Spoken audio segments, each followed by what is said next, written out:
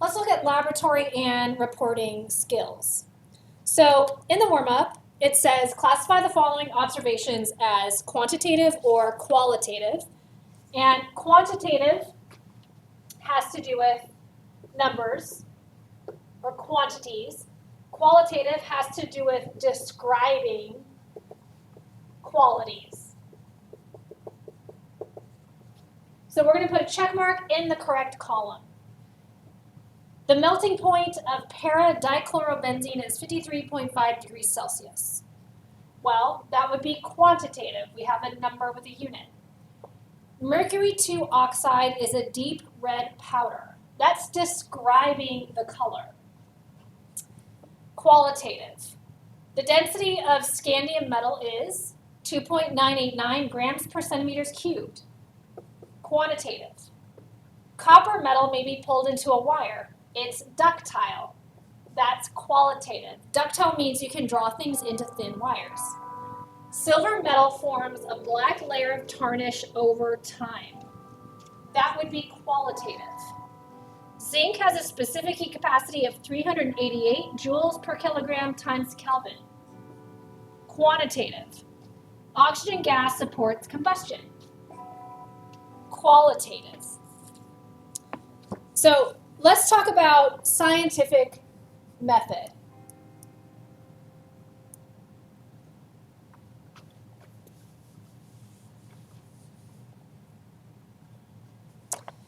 So you make observations and collect data and draw conclusions, and this method of solving problems is known as scientific method. And Robert Boyle pioneered the use of scientific method, and he performed controlled experiments. He recorded his work in detailed explanations of the procedure and the apparatus used. He put his observations in tables, and he was able to repeat his experiments to test the theories he developed using his scientific method. Boyle is remembered for publishing a book called The Skeptical Chemist. And the book put forth some new definitions of the term element and challenged some theories of alchemists known as Aristotle and Paracelsus. Let's take a look at the steps for scientific method on the next page. So the first step is where we make an observation. That involves collecting data, and that data may be quantitative, has numbers or quantities associated with it, or qualitative, or it describes qualities or changes in the quality of matter like color, odor, or its state. Like, is it a solid, a liquid, or a gas? And then observations can be categorized as physical, so they're related to color, the temperature at which the substance changes state or its density, or it could be a chemical observation, which is related to its reactivity or its behavior during a chemical change. A hypothesis is an if-then statement that explains observations. Experiments are used to determine if the hypothesis accurately explains the observations, and depending on the results, the hypothesis can be adjusted and the experiments can be repeated. A lot of times, the results of an experiment will be different from what was expected. There are various reasons why this might happen. Things that contribute to such differences are known as sources of error. Sources of error are different from mistakes. They are things that we have no control over. This does not include human error.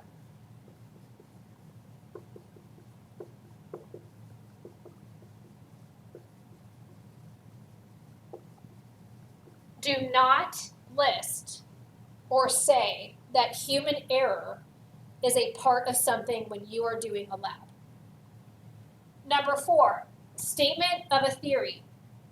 Once enough information has been collected from a lot of experiments, a set of explanations called a theory can be deduced. This may lead to a model that helps explain a collection of observations, and sometimes the scientific method will lead us to a law. Now, a law is related to math and is measurable.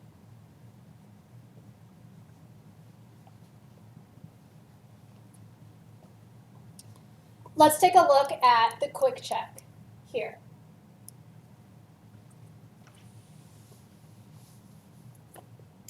What is the difference between a law and a theory? So a law is a statement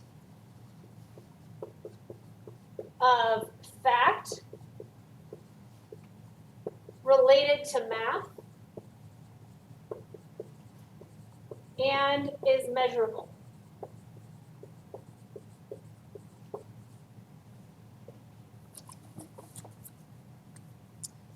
Theories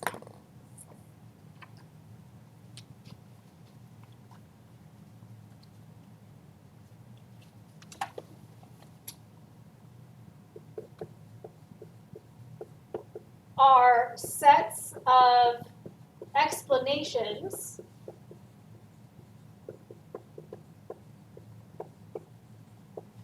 from a set of experiments.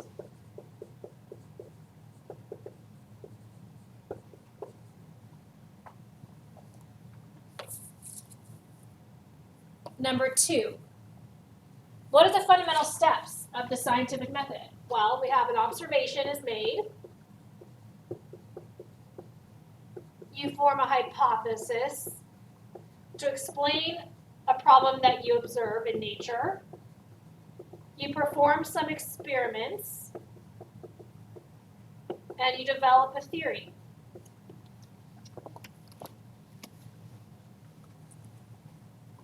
Number 3,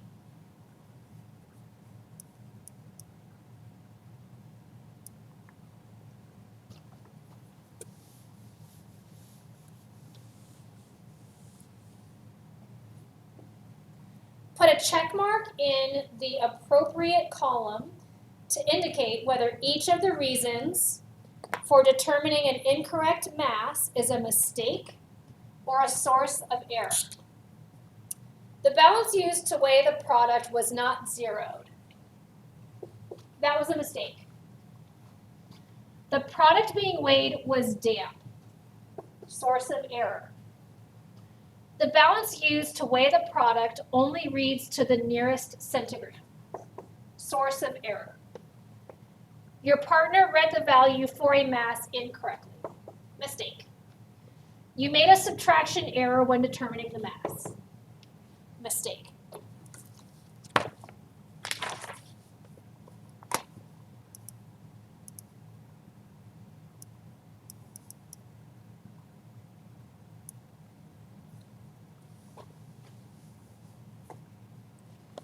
Let's talk about using scientific notation. In chemistry, we are dealing with incredibly small particles, like atoms. And so we are going to have very large and very tiny numbers. So scientific notation is really handy for reporting both of those things. And scientific notation refers to the method of representing a number in exponential form. We use standard scientific notation, which is where you have one non-zero digit to the left of a decimal. So we're going to have a number between 1 and 10, which is the first portion. That's called the mantissa, or the decimal portion.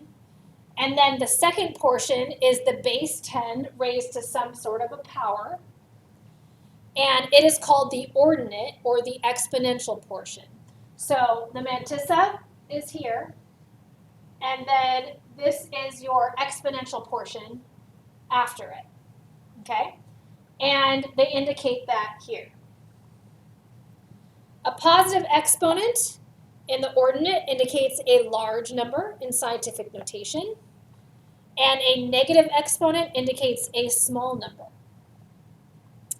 The exponent indicates the number of tens that must be multiplied together to arrive at the number represented by the scientific notation. Okay, so let's take a look here.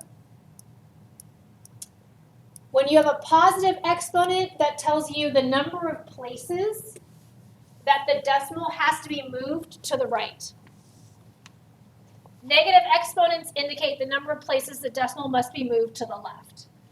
We're going to be moving this number in scientific notation to expanded notation. The exponent is a positive 3.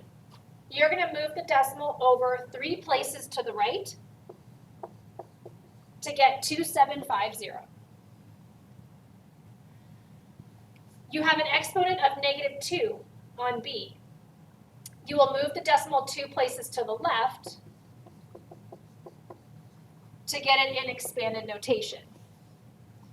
For number 2, change the following numbers from expanded notation to scientific notation.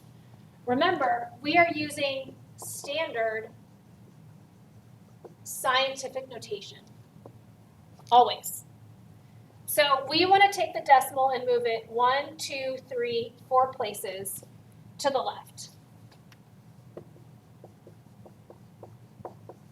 That will be a positive 4. Here we take this decimal, move it 3 places to the right, and that will be a negative exponent because that number is less than 1.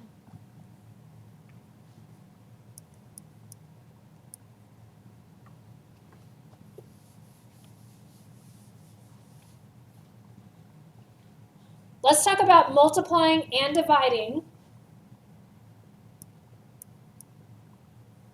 in scientific notation. When you are multiplying 2 numbers in scientific notation, you will multiply the mantissas together, A and B here, and then you will raise that power of 10 to the sum of the exponents. So you add the exponents A and B to get the exponent on the power of 10. If you are dividing 2 numbers in scientific notation, divide the mantissas, A and B, by each other. Then what you're going to do is you're going to take the exponents on the power of 10 and you will subtract them from each other to get the new exponent on the resulting power of 10. Let's take a look at the next page.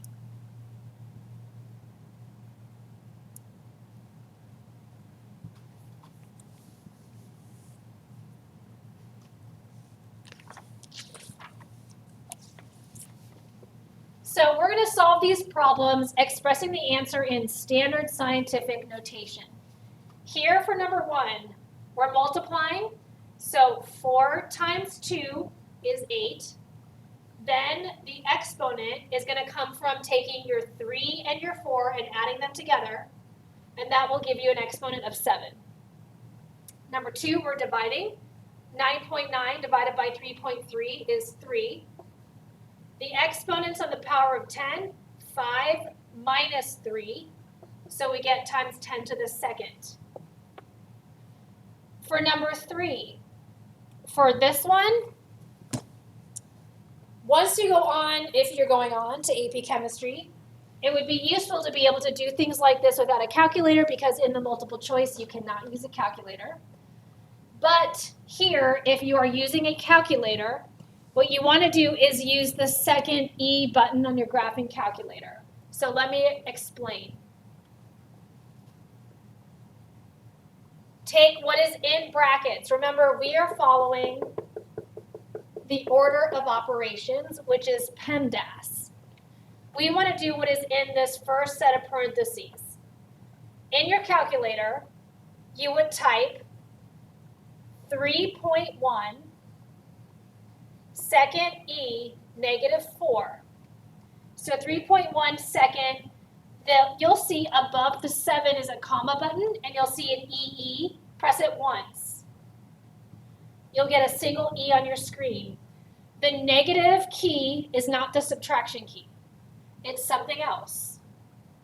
So do the negative 4 times 6.0 second E7, enter.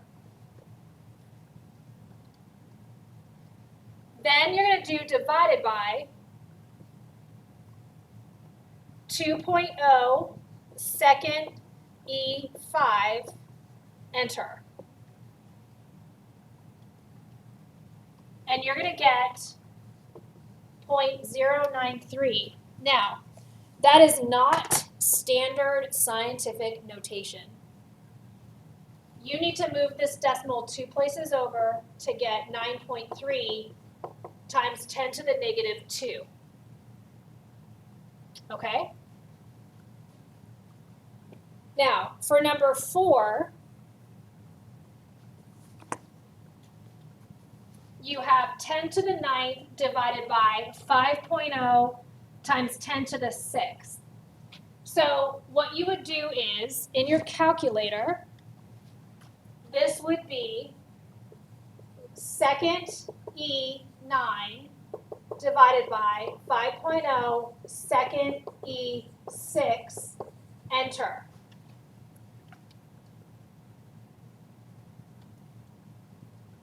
You're going to get 200. Move the decimal over 2 places to get 2 times 10 to the 2nd. There is no need when you're doing this, since this 5.0 times 10 to the 6th is an entire number, do not add a multiplication symbol in here in the steps where you're putting it in your calculator. Same thing comes for back here. This is a number in scientific notation, so is this, so is this. I never put this little multiplication symbol into any of my steps where I was putting it in the calculator. Only when I multiplied a number in standard scientific notation by another.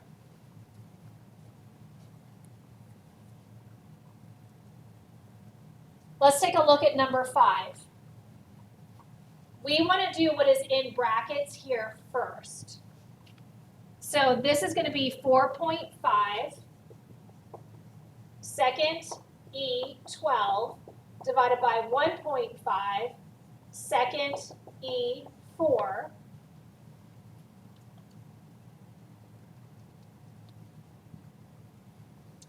And then you can hit enter if you would like to get that result. And then times 2.5 second E negative 6. You're going to get 750, which is 7.5 times 10 to the 2nd. But you should know how to do this without a calculator, because I will ask you likely to explain it in words later.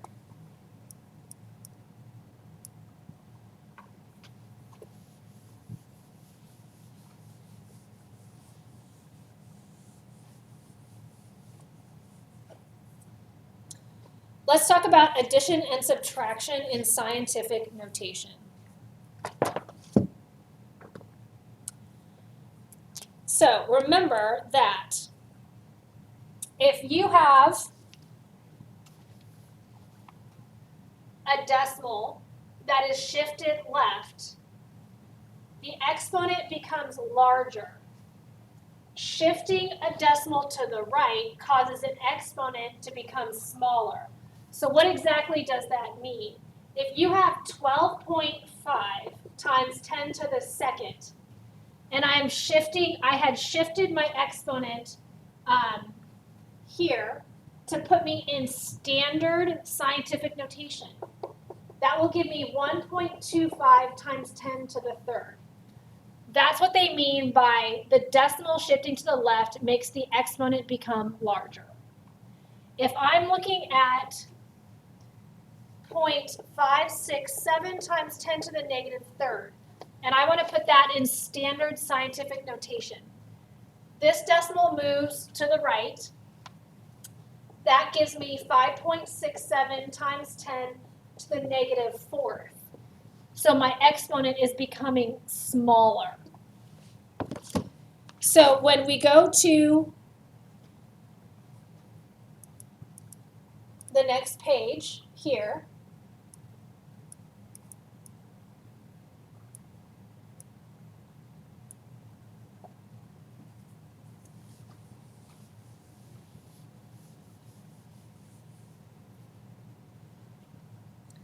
if we take a look at the quick check, in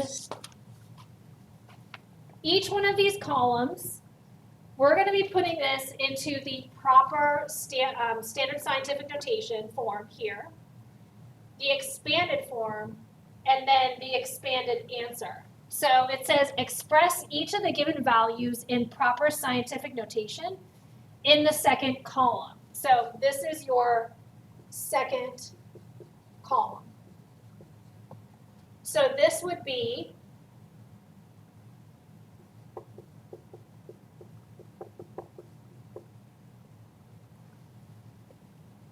that. Here we would move this over 1, 2, 3. Here I would move this 1, 2, 3, 4.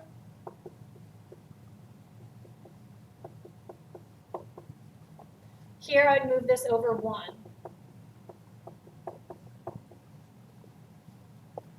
So this is my standard scientific notation column.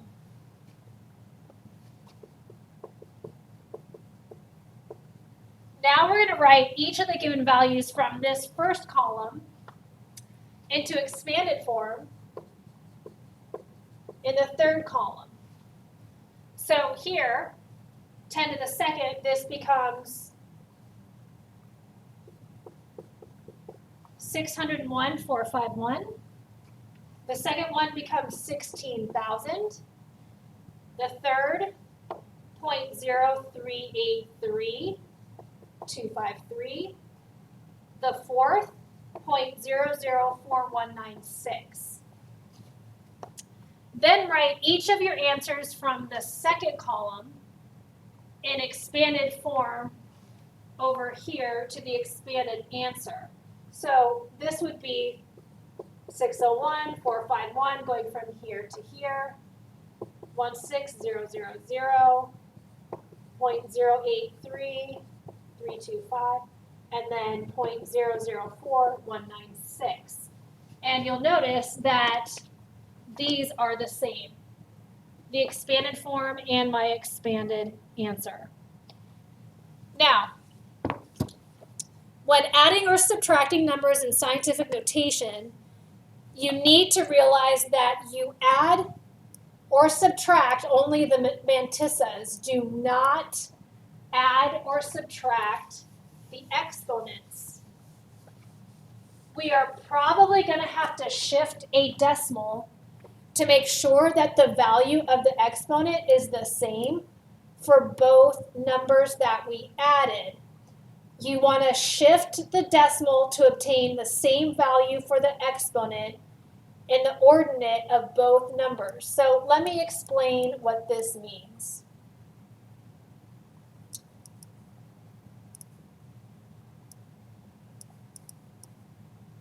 Let's look here at the practice problems.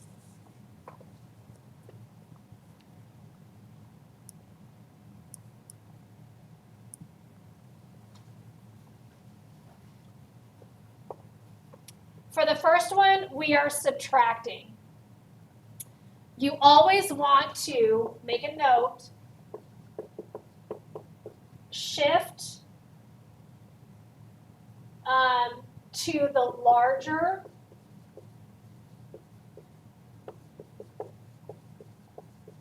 exponent. It will save you time. 10 to the 8th. The 8 is the larger exponent. So that means you want to shift the 10 to the 7th to match it. Now, in order to do that, I need to move this decimal in the 4.14 over to the left to give me 0.414 times 10 to the 8th. So what I'm going to do is I'm going to subtract this first number and the number that I just shifted. That will give me 7.654 times 10 to the 8th. For number 2, I have a -4 and a -3 exponent. The -3 is the larger exponent. So you want to shift the -4 to match the -3. You will do that by moving this decimal over 1 to the left to give you 0.6228 times 10 to the -3rd. So we're going to add this number to the number just underneath it, the 4.602. That will give you 5.2248 times 10 to the -3. For the third example, I have a 10 to the first and a 10 to the -1. 10 to the first is the larger exponent. The -1 is the smaller, so we need to shift it. I'm going to put in a 1 times in front of the 10 to the -1. I'm going to move this decimal over 2 places to give me 0.01 times 10 to the first. So you're going to take the 49 and you're going to add it to the 0.01. 49.011 times 10 to the first is your answer, except that's not standard scientific notation. So move this decimal over 1, 4.9011 times 10 to the second.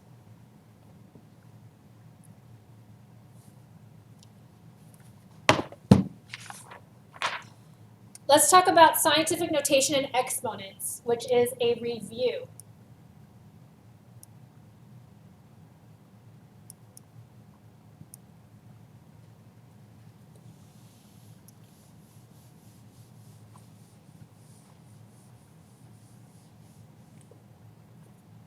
Sometimes you're going to have a number in scientific notation raised to a power. If that happens, the exponents are multiplied by each other. For instance, in the quick check here, 10 to the 3rd is to the 5th power. Multiply the 3 and the 5 to give you 10 to the 15th. No calculator needed there. For number 2, you're going to distribute this exponent on the outside of the parentheses to each one to give you 2 to the 3rd times 10 to the 6th. 2 to the 3rd is 8, so this is 8 times 10 to the 6th. For number 3, distribute the 2 on the outside, 5 to the 2nd times 10 to the 8th. This would be 25 times 10 to the 8th. Move the decimal over 1 to give you 2.5 times 10 to the 9th. We shifted the decimal to the left, so that made this exponent get larger. Number 4, distribute the 2 here and here. 3 to the 2nd times 10 to the 10th times 2 to the 2nd times 10 to the 8th. This will be 9 times 10 to the 10th times 4 times 10 to the 8th. 9 times 4 is 36. 10 to the 10th, add this 10 and 8 exponents to give you 10 to the 18th. Move this decimal over 1 to give you 3.6 times 10 to the 19th. Again, I shifted the decimal to the left, which caused this exponent to get larger.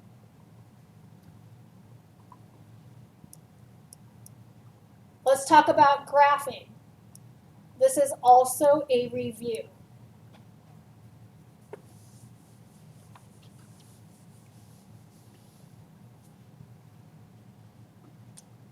Oftentimes,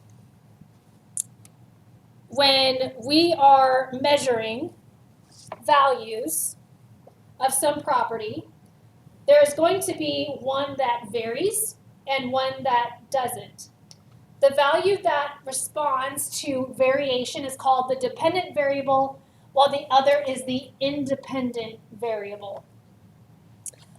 Time is always independent.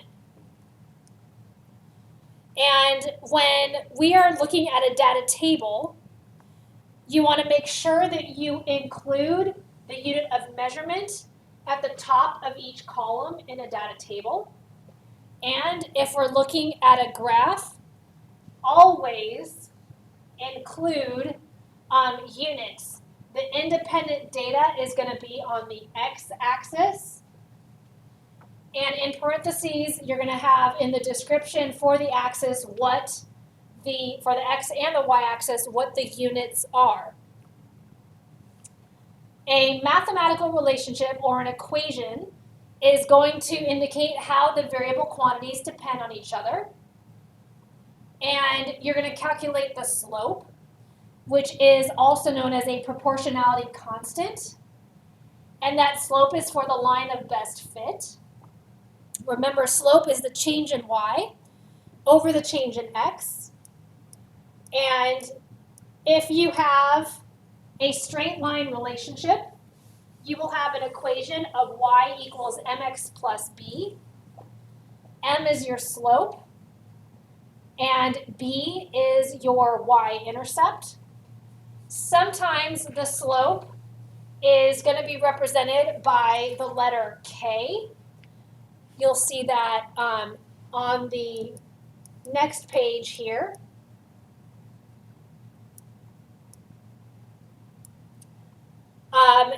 If we have a direct relationship, that means that y and x increase in a direct proportion. You would have a relationship that looks like this when it is plotted. An inverse relationship means that as one increases, the other decreases. So if x is increasing, y is decreasing. It would look this way when plotted. Exponential would appear this way. As x increases, y is going to increase more quickly. Remember that if you are asked to determine the slope of a straight line, you have to pick 2 points on the line of best fit, and then you would calculate the slope from there. So for instance, if you had this line and you picked these 2 points, this is 1, 5. For this point, this is 18, 25 for that point. X1, Y1, X2, Y2. So when you go and calculate the slope, which is the change in y over the change in x, y2 minus y1 over x2 minus x1, 25 minus 5 over 18 minus 1. And then you would not leave that as 20 over 17. You would divide it to get 1.18. Your units would be meters per second, as stated on the graph itself. If I ask for the y-intercept is where this line crosses the y-axis. Here it appears that you're going up in increments of 2.5s. So that means that your y-intercept is falling somewhere around 4-ish, okay? If you look at the practice problems on the next page,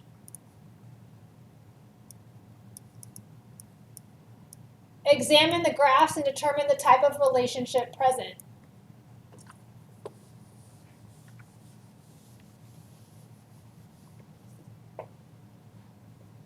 A would be exponential.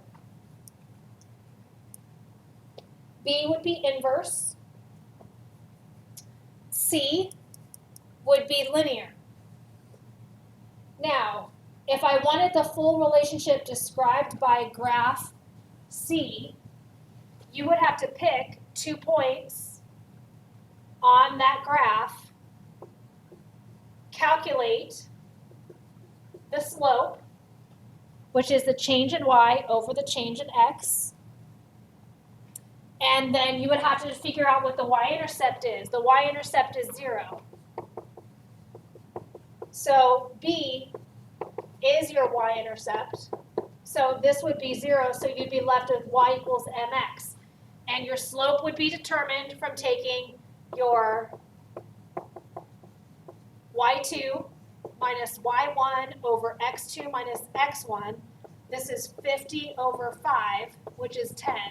Y equals 10x. So this slope is meters per second, and this is the equation for your line.